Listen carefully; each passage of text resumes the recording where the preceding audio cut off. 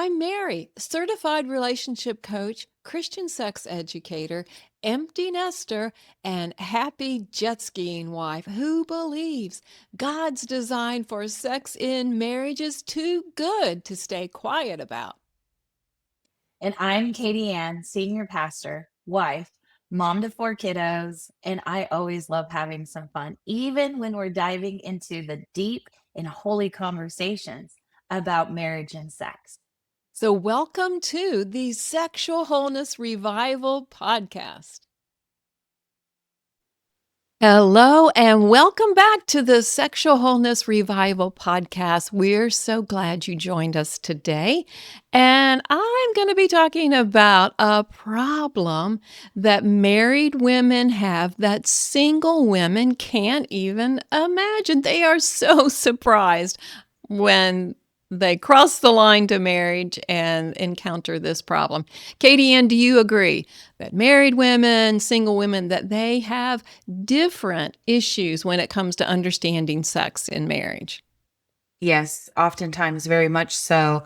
I think because when we look at who's teaching us about it, it's usually Sure. Hollywood, it's media, and it's romanticized. And then when we actually get into the marriage and the relationship, there are other things that factor into that part of the marriage. And so I think as a single person, there's a lack of Yeah. education Yeah. around it. Some things that you don't know until you experience it. And I'm going to Right. bring this into a nutshell question, and that is, why is it that women can't wait to have sex before they're married, but afterwards they build these huge walls to avoid it? And to begin to answer that question, I want to tell what I've learned about sex through jet skiing.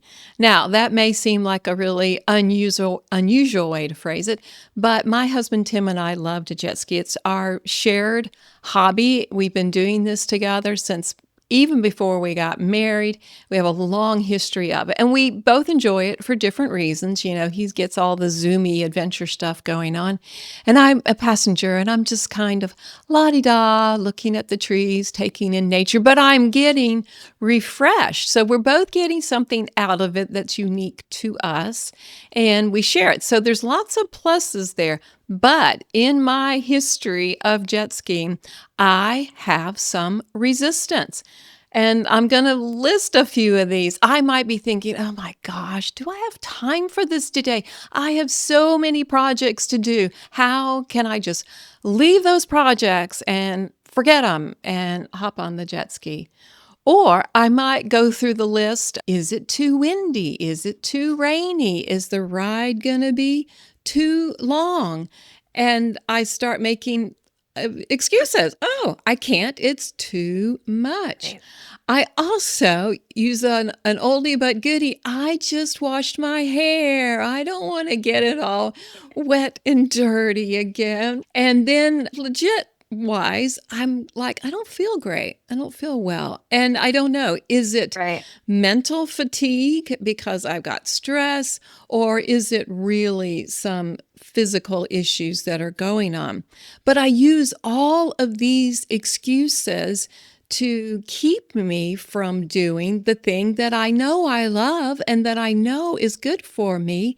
And when I finally give my yes, I mean, there are some times when I need to say no, but usually I give my yes because I know the good is there. And I know that my senses come alive and I feel this sense of freedom. And I'm like, this is the best ever. Can't we just do this every day? Woo! So that's kind Yeah. of my analogy with sex, that women come up with excuses. But instead of that, when they are able to give themselves to it, they find that it is the most amazing, wonderful thing for themselves and for their marriage. So, Katieann, I want to unpack reasons that women might be hesitant towards sex. And I'm curious, what are some ideas that come to you. Also, I want to look at this from a point of different generations because we are not the same age. I'm an empty nester. I have two littles and a third one on the way. Woohoo. And you are a mom with 4 kids at home, busy family, full-time, pastoring, husband, Right. the work. So quite possible that we might look at this a little differently. Yeah. And that is a big one for me and for other women that I've talked to my age in similar scenarios, is that mental and Oh, emotional yeah. fatigue is a big part of it. By the end of the day, after we've done all the grocery shopping, taking the kids to all the sports, doing all The of the things, things. keeping the house on track, it just adds up. And by the end of the day, I am mentally exhausted and I feel physically and emotionally depleted Yes. as well. So going into that place where I can kind of recharge my batteries, not having sex with my husband is not always the top of my list as an option to do that. It feels like I have to mentally prepare for it. And I think that's even different between men and Mm, women. For us women, there is a much stronger mental yes. game involved there. So that's a big reason for me. The other big one would be just when we're emotionally disconnected. There's not anything other than we've been busy. We've had a lot of things going on, but we're not emotionally Right. connected. The last thing I want to do is go have sex with somebody I don't feel connected with. Sure. And you we're not even always aware of when that's happening.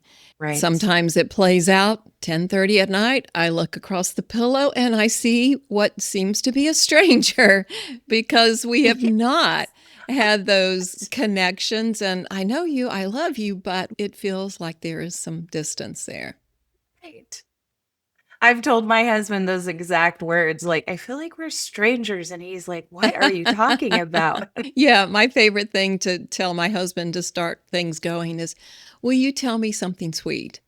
And it's a joke now, but he's really good at it, and it still works to use that prompt. So we found something to begin to bridge the gap, but it's also nice if you're aware of it during the day. You can begin to anticipate and to prepare yourself.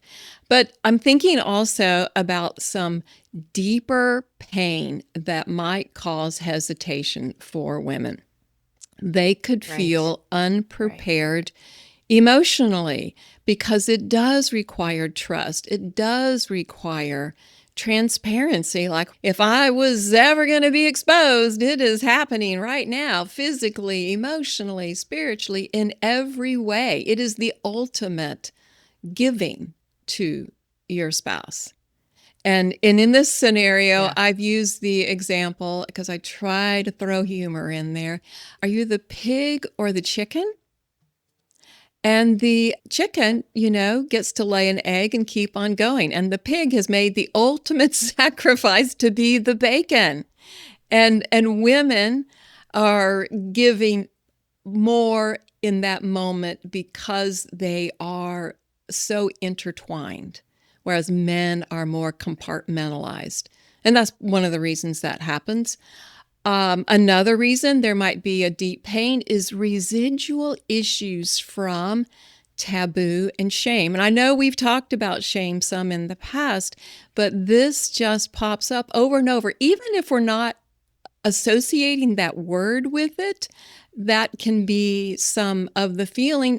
Can you say anything else, Katieann, about shame and how that might inhibit a woman at this place? Yeah, the shame piece is so critical to understand how it's affecting your ability to be Mm, connected with your spouse, because then it affects your ability for these intimate and sexual moments together. And I think where we don't really understand is that if we don't talk about those areas, those things where we feel shame, then it will show up yes. eventually. It will show up eventually because even we try to just not think about it, to stuff it down, but these things do need to be worked through. And I think there's lots of different ways shame can enter into the bedchamber. And I think that understanding that you guys are on the same team is really That's good. helpful in having these really challenging conversations, and having clarity and understanding between the two is really important to address and not let shame reside there. I think for me, like, shame looked like I didn't I knew that he had been with other people long before we were ever married, and did I add up? Was Right. I doing it right? Was I meeting his needs? Was I sexy enough? Was I Mm. attractive enough? Was I enough at the end of the day? And so really, that was having a much louder voice in those moments until I got brave enough to have those scary conversations. And we come in with expectations, and we think we know their expectations and they know our expectations. But the truth is, if you haven't talked about it, unless there's been some huge scientific Right. breakthrough or you're a superhero of some kind, you cannot read each other's minds. It has to be talked about. It has to be communicated. And so the best thing that we can do is understand whether or not we have shame is a big piece. Is shame participating? Is shame a player in my marriage? And if it is, getting the Yes, tools yes. to address That's so good. Another thing that I think about in regards to shame, and I've had some clients express this to me, especially women who have grown up in the church and heard the no, no, no to sex message. And they had this question in the back of their head, is it okay to even like it? And they were caught up in Right. this whole cycle because they had been told to suppress it for so long that to be able to enjoy it seemed like they were stepping over the edge. And that was a point of confusion and a point that they had to work through. Another area that could be a deep issue and certainly would require conversation, and that is understanding frequency differences. They say that This is 3 out huge. of 5 couples have different sex drives, and that is not even consistent. If the husband has a higher sex drive today, it could be that the wife will have a higher sex drive in a year. I just worked with a couple last week that was a very similar story that they had, that their sex drive changes. And we know that hormones play such a role in that, and stress plays a role in that. And we have to understand that just because there are those differences doesn't mean, oh, we're incompatible and we need to get a divorce. No, this is a step closer to understand the mystery that God designed. And it's kind of a pursuit and a dance and a chase to have it as a part of your exploration. Oh, well, last week you liked this activity. I wonder if it's the same this week. Just knowing that we can change our attitude towards that. And we've talked about overall poor communication in the marriage. I have couples coming to me and they say, we have a great marriage. We love being together. Everything is going amazing, except for this one issue of how their sex life is going. And I just applaud them for coming forward, but I know that that's not the whole story, because sex is not isolated. How you see yourself in sexual intimacy does connect with other areas of your marriage. Maybe you haven't identified the other areas because this area has taken up so much energy and so much focus. But God made us spirit, soul, and being, and so what is happening in one area does affect the other area. And when we have unresolved hurt, whether that is you as an individual, or you with your spouse, or you dealing with your spouse's unresolved hurt, that has nothing to do with you. Oh my goodness. all of Right. those things can affect if you're going to be interested in being intimate, because those issues could each be a wall within themselves. It's a big Absolutely. deal. And it makes me think of this ultimate choice that we get to. And thank God, He always invites us to partner with Him and to enjoy His provision, His abundance, His blessings. But it's a choice. And the choice that I'm looking at here for every individual, every spouse, are you going to choose the excuses that keep you from participating, or are you going to choose the good on the other side, that deep place of freedom and enjoyment that you want to go to? It's right there. Am I going to let these blocks, these hurts, these past pains, this confusion, the shame, am I going to let that stop me and rob this area of my life? Or am I going to get past this to go on to what God has for me? And Katieann, I just want to ask, what can a woman tell herself to get to this place where she can let it go and she can give herself to the moment? I think really understanding what the ultimate goal of your relationship Mm-hmm. is really important. That you said yes to this person, the two shall become one, isn't just a physical piece. It's a spiritual, it's an emotional and physical Amen. piece. And so to understand that what we're saying yes to isn't just this quick fix that sometimes sex becomes when there's Mhm. disconnect, but really the journey of learning to trust, learning to grow with someone in all aspects of your marriage, not just a couple places in your marriage, but the whole marriage. And I think when we can look at the bigger picture of what this gift is, that sex is in a Yes. marriage, it can help us realign our priorities. And we then can have the goal of this isn't just, so that we can get some Right. endorphins and, all of those things. There's a greater purpose in the design of marriage for this to take place. When this takes place, it impacts the greater picture of it.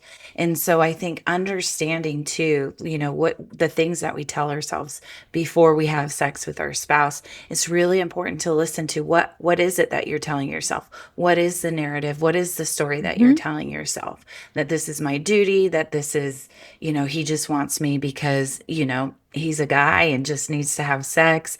Pay attention to what it is that the story is saying about this event, this moment. And oftentimes, if you can tune into that, you can then begin to discover what it is in you that is either holding you Yeah. back or keeping you in shame, or where the disconnect is, or even the bigger question is, what do you need? Uh, What do you need? How are you feeling? And oftentimes, as women, we don't even know how to answer mhm. that because we don't get asked that question. What do you need? I need to feel safe. I need to feel seen. I need to feel, those are the Yes. things when we don't feel those that keep us from wanting to have sex and have that pleasure in our marriage.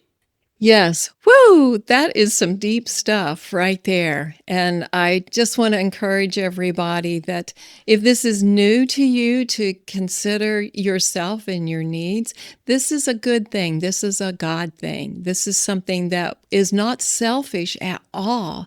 It is managing yourself. It is flowing in your value from God. It is flowing in self-control, because when you are able to manage yourself, then it reduces reduces the anxiety in the marriage, and it invites your spouse to show up more fully as themselves and more able to give of themselves. So the ripple effect is wonderful. We use the example of the snowball effect, and usually that's a negative example, but this is a positive example of the way that Right. we are trusting God and believing His truth, that there is benefit upon benefit, things that we haven't even tapped into yet.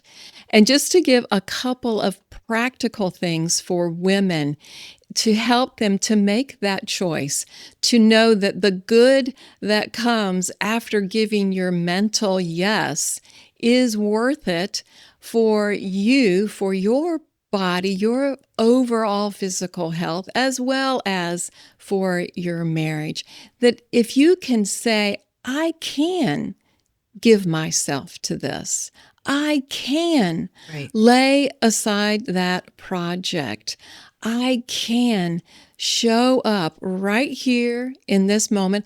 I tell couples that come to me, listen, everybody is laying in bed going, oh my gosh, did I put the clothes from the washer to the dryer? These are typical things that might run across our mind. And you can mentally say, that can wait 30 minutes. If it's an emergency Yeah. and it's extreme situation, then it's totally fine to say, it's not going to work right now. My brain cannot go there. But typically, we are able to suspend our cares and give ourselves to this moment, to this blessing from God. And I have a scripture Yeah. that I want to connect with this that I would assume rarely gets connected with sex. And this is from John 15:13 that talks about laying down your life. Like no greater love has a man than to lay down his life. Did you know that in marriage, when you are laying down your, not your needs, but you're laying down you can choose to lay down your cares and your worries and your distractions, then you are giving yourself in love to your spouse in Yeah. your marriage. And you can ask God to help you. God, I want to be with you. I want you to be with me. You can ask Him and He will help you. In a nutshell, I want to capture what those benefits are of sex that we have been hinting at, because in marriage, God does design it as a gift. And we use the word gifts to just lay this out. And the G stands for good. The I stands for intimate. The F stands for fierce. And we've been talking about that today because when you choose sexual intimacy in an honoring way with your spouse, it will unite you. It will make you strong. You will feel close. You will feel as one. We talk about that threefold cord and engaging in sexual intimacy in God's love. Wow, you are reenacting your covenant. So you're realigning yourself with God's design, and that is only good. So those are some of the things waiting for you on the other side. We will continue to unpack the word gifts, and I invite you to follow along for our next episodes when that happens. But you may be wondering, wow, I don't know. Are some of those things going on in my thoughts? Am I having hesitation? So if you're curious about your attitude towards sex, take our free quiz. It's called What's Your Intimacy Type? And there are 10 questions there. It will give you immediate feedback, immediate suggestions. I'll make sure the link is in the show notes, but it's on my website, which is limitlessintimacy.com. And the quiz is called What's Your Intimacy Type? So if you are curious, that's something that you can do today and check out and get that feedback. So thanks so much for joining us as we return to the good that God intended for sexual intimacy in marriage. Yeah. And until next time, let's bring back wholeness.